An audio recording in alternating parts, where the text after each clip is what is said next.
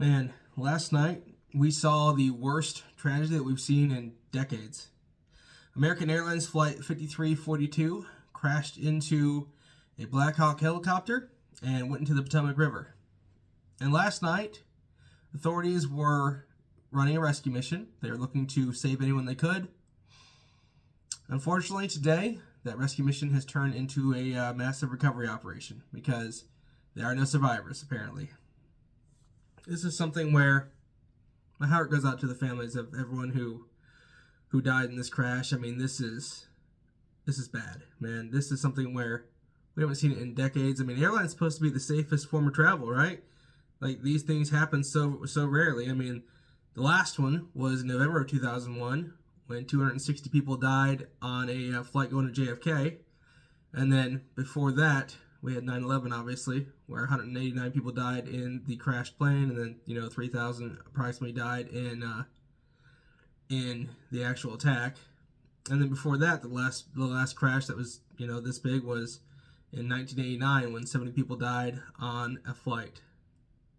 But it's one of those things where it's kind of hard to talk about because so many people died in a terrible way. Because this is one of those things where everyone always does this whole, oh, you shouldn't be scared to be on a flight, and everyone's like, it'll be fine, this, that, and the other, right? But you got people who are paranoid about flights. And this is one of those times where you say, maybe they're right. Because obviously airlines are safe. Obviously, these crashes are very infrequent and don't happen often, but man, when they do, they're bad. I mean, this is a major, major tragedy. And, as of right now, we don't know what led to the crash. Because apparently, both the helicopter and the plane were flying in normal flight patterns, standard flight patterns, right? And air traffic control, the last recorded messages from them to the helicopter were to fly behind the flight, right? And then somehow they just collided.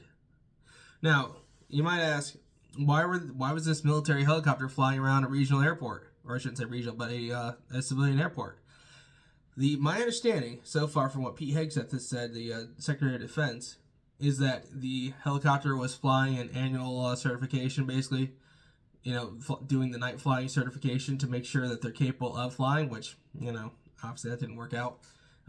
They had night vision. They were able to see what was going on, so I don't know what happened there.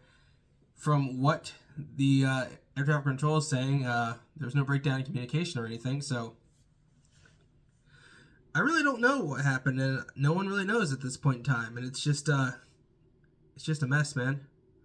Now, you got people who are saying that it's because of DEI and air traffic control, because Biden made it easier and lowered the standards on air traffic control folks. Right now, I don't think that there's a reason to place blame, because we don't know what happened. We don't know how this plane crashed into this jet at this point in time. So I think really we should just focus on what happened and mourn for the lost, man, because it feels like it's really in poor taste to be blaming people right now, because, and I think a lot of Americans need to learn this, there's a time and place to politicize things. Right now is not the time or place, because we don't have any of the facts. We don't know how this happened. We don't know what led to it. So there's no point in blaming people. There's no point in saying, oh, Biden did this, Biden did that, or Trump did this, Trump did that, right? We'll see the media do this because they want their clicks. But honestly, I think that's disgusting, because people died. And we don't even know what's going on yet. We don't know how it happened. We don't know why it happened. And yet the media is coming out here. They're saying, oh, Trump fired the head of the FAA, and Biden lowered the standards of air traffic control, and this, that, and the other. And it's just like, look, man, just, the bodies aren't even cold yet. Like, quit bitching at each other and just focus on getting the people out of the water and focus on finding out what happened. Once we know what happened, we can place blame. We can say, oh, this, that, and the other. But there's no point in speculation in a tragedy like this. And it's really sad. The other part is that, there were 15 skaters on board. So these are people who were not all American. 13 of them were Russian, 2 were American. There were also family members of the skaters, as well as a couple of coaches who were are on the flight. And we lost a lot of talented people then as well, and that just makes it that much sadder, because not only did people die, but very talented people died, which is like, a little bit more light has gone out of the world, and it's just it's sad. Either way, guys, I have talked enough about that. I have mourned enough about that. Let's get to the story from Reuters. More than 60 dead in Washington after a jet-hit helicopter crashes in the river. 64 people were aboard the passenger jet, 3 on the U.S. Army helicopter, likely to be deadliest U.S. air crash since 2001. Officials say no survivors, which I assume also means that the soldiers died as well.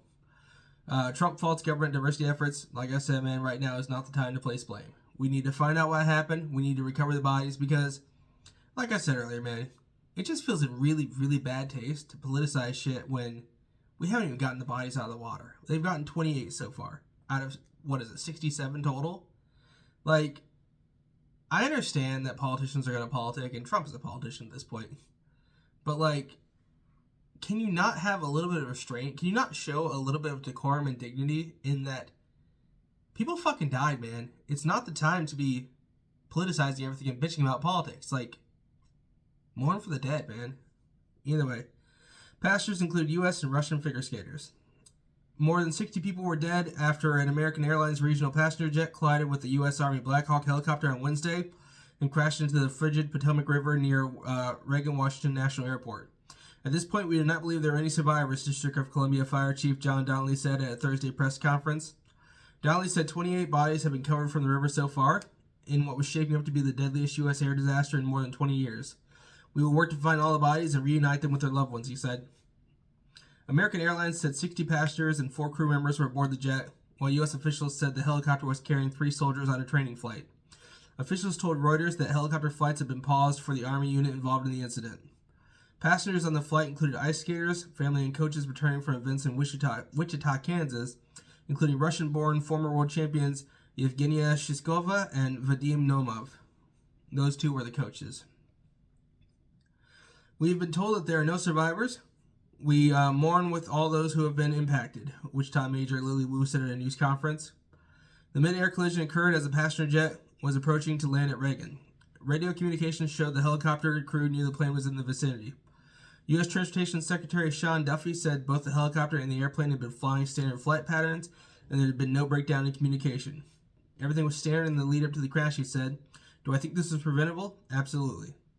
Airspace is frequently crowded in the U.S. capital region, home to 3 commercial airports and several major military facilities, and officials have raised concerns about busy runways at Reagan National Airport, just across the river from Washington.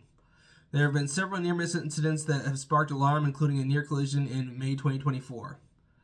Daniel Driscoll, President Donald Trump's nominee for Army Secretary, said the military might rethink training operations in the region. This seems to be preventable, he said in a Senate confirmation hearing. The helicopter was flown by a fairly experienced crew that was wearing night vision goggles on an annual proficiency training flight, Defense Secretary Pete Hegseth said in a video statement. We do not know what led to this crash, but we have some very strong opinions and ideas, President Donald Trump said at the White House. He blamed his predecessor, former President Joe Biden, for lowering standards of ATC, air traffic controllers, and complained about government diversity efforts. We have to have our smartest people, he said. They have to be naturally talented geniuses. Trump had earlier questioned the actions of the helicopter crew and air traffic controllers. Over the last 2 years, a series of near-miss incidents have raised concerns about U.S. aviation safety and the strain on understaffed air traffic control operations.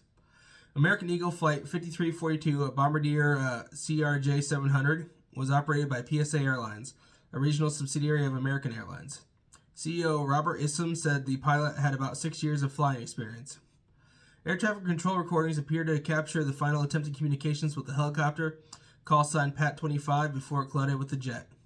Pat-25, do you have a CRJ in sight? Pat-25 passed behind the CRJ, an air traffic controller says at 8:47 p.m. on Wednesday, according to a recording on liveatc.net. Seconds later, another aircraft calls into air traffic control saying, Tower, did you see that? Apparently referring to the crash. An air traffic controller then redirects planes heading to runway 33 to the ground, or to go around. I just saw a fireball and then it was gone. I haven't seen anything since they hit the river, an air traffic controller says. Webcam video of the crash showed the collision and an explosion light up the night sky. John Potter, head of Regional Airport Authority, said flights would resume at Reagan National at 11 a.m. Eastern Time. The skaters on board were returning from a training camp in Wichita. Governing body U.S. Figure Skating said, "Skating is a very close-knit and tight community," said a tearful Doug Zahib of the Skating Club of Boston, where Shishkova and Naumov coached. Two teenage skaters affiliated with the club and their mothers were also on board the plane, he told reporters. "We have lost family," he said. Russia's MASH news outlet published a list of 13 skaters, many of them the children of Russian immigrants to the U.S., who said that they were believed to have been on the plane. The Kremlin offered condolences to the families of Russians killed. The crash is not the first time U.S. skaters have been struck by an air tragedy. All 18 members of the U.S. national team, along with family members and coaches, were killed in February 1961 when a flight operated by Belgian airline Sabena crashed outside Brussels, killing all 72 people aboard. Washington, D.C. Fire Chief Donnelly said conditions were cold and windy, making the operation extremely rough for the 300 responders on the scene. CBS News reported that a dive team had recovered one of the two data recorders, the so-called black boxes, from the plane. Virginia Governor Glenn Youngkin told Reuters that the bodies of most of those involved in the collision had been recovered. Everything was routine up to the point of the accident, he said. Something went wrong.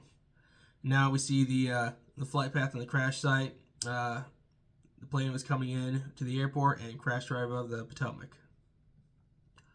It was shaping up to be the deadliest air disaster since November 2001 when an American Airlines jet crashed after departing from John F. Kennedy International Airport in New York, killing all 260 people on board and 5 people on the ground.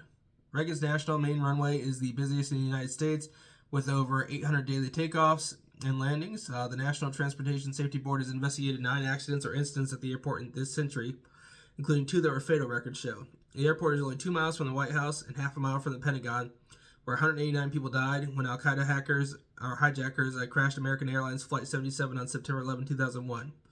In 1982, Florida Flight 90 crashed into the 14th Street Bridge over the Potomac River, killing 70 passengers and 4 crew members. Only 4 passengers and 1 crew member survived. U.S. Senator Tim Kaine of Virginia said he had long been concerned about the busy airspace, where civilian and military aircraft must navigate the unique security concerns of the U.S. Capitol. "I've been praying that there wouldn't be something like this last night, but kind of dreading in my heart that there would be," he told reporters.